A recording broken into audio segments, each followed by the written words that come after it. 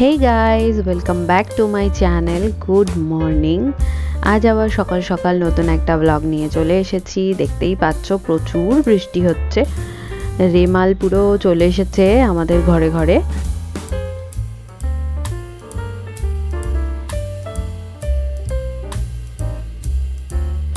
তো সকালের চা হয়ে গেছে রেডি। সাধারণত বিতান দুধ চা, আমি লিকার চা খাই।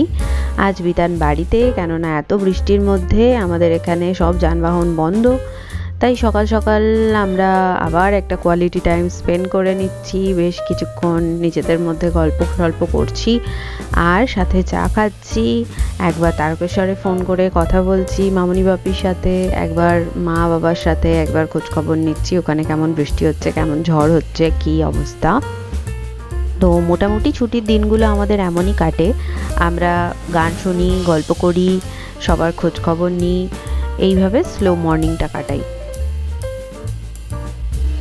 এরপর আমি চলে এলাম আমার ব্যালকনিতে একটু ফ্রেশ এয়ারের জন্য। আমার পুরো ফ্ল্যাটের মধ্যে এই ব্যালকনিটা হচ্ছে সব থেকে প্রিয়। আমি বরাবরই ব্যালকনি ভীষণ পছন্দ করি, যেখানে একটু ওপেন স্পেস থাকবে।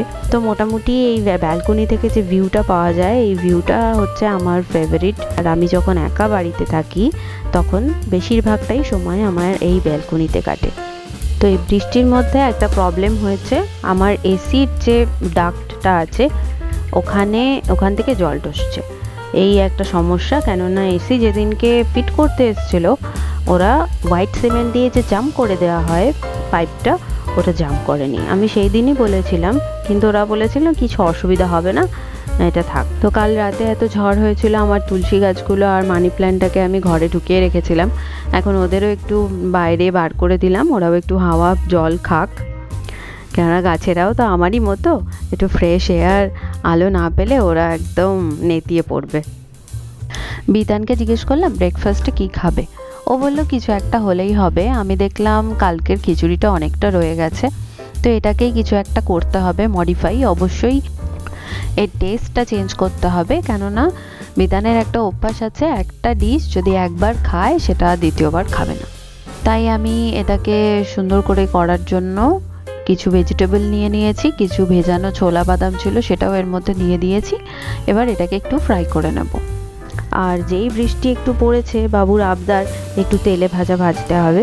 আমি এসবে অত পটু নই, বেগুনিটা আমি অত প্রেফার করি না তেলে ভাজা, কিন্তু ও খেতে খুবই ভালোবাসে। তো মোটামুটি বেগুনি আর খিচুড়ি হয়ে গেছে রেডি। এবার আমরা ব্রেকফাস্টটা সেরে নেব। প্রচণ্ড হাওয়া দিচ্ছে বাইরে, আর আমার জানলাটা খোলা ছিল, এইখান পর্যন্ত ছাদ চলে আসছে, বিছানাটা ভিজে যাচ্ছে। তাহলে চিন্তা করো কেমন হাওয়া দিচ্ছে। বিতান সকাল সকাল উঠেই পুজো করে নিয়েছে, পুজো হয়ে গেছে ওর। আর আমরা এই আগরবাতিটা এনেছিলাম, এত সুন্দর গন্ধ, ধুনোর গন্ধ, পুরো মনে হবে ধুনো জ্বালানো হয়েছে।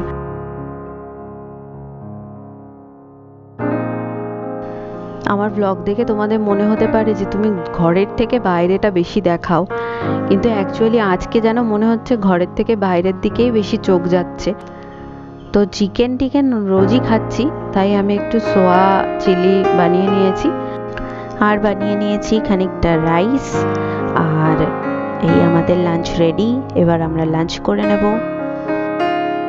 লাঞ্চ সেরে আমরা বসে গেছি হীরামান্ডি দেখতে। আজ দুপুরে বসেছি মানে এটা চলতে থাকবে। আর বিতানেরও আজকে ছুটি আছে, পুরো শেষ না করে ছাড়বে না।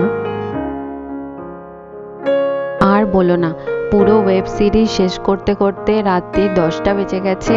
কোনো রকমে ডিনার করে আমরা এখন যাব শুতে। মাঝখানে আর কোনো ক্লিপ তোলা হয়নি, বিকজ আমার ভীষণ ঘুম পেয়েছে। তো দেখা হচ্ছে কাল। আজ এই পর্যন্তই। সবাই ভালো থেকো, সুস্থ থেকো, বাই বাই।